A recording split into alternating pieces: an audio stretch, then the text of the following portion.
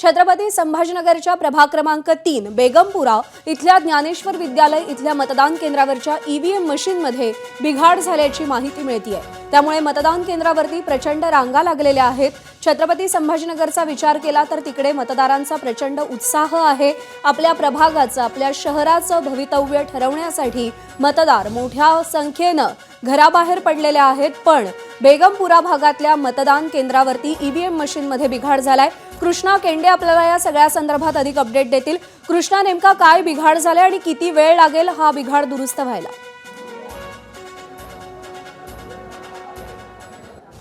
बिघाड दुरुस्तीचं काम या ठिकाणी सुरू आहे। बेगमपुरातील संत ज्ञानेश्वर महाविद्यालय शाळेतील ही सगळी घटना आहे। मी सध्या दुसरीकडे आहे शिवाजी हायस्कूलमध्ये आणि इथे आपण पाहतोय की खूप मोठ्या प्रमाणावरती रांगा लागलेल्या आहेत आणि मतदारांचा प्रचंड उत्साह आपल्याला लोकशाही बळकट करण्यासाठी या ठिकाणी पाहायला मिळतोय। मी या दृश्य दाखवतो की आपल्याला इथे जी 5-6 मतदान केंद्र आहेत त्या सगळ्याच मतदान केंद्रावरती मोठ्या प्रमाणावरती नागरिक रांगा करून उभे आहेत आणि आपण काही मतदारांशी संवाद साधू। बरोबर आहे कृष्णा, सध्या मतदारांमध्ये प्रचंड उत्साह आहे आणि जसं आपण सांगतोय की आपल्या प्रभागाचं आपल्या शहराचं भवितव्य ठरवण्यासाठी हे सगळे मतदार बाहेर पडलेले आहेत। एबीपी माझा, उघडा डोळे बघा नीट।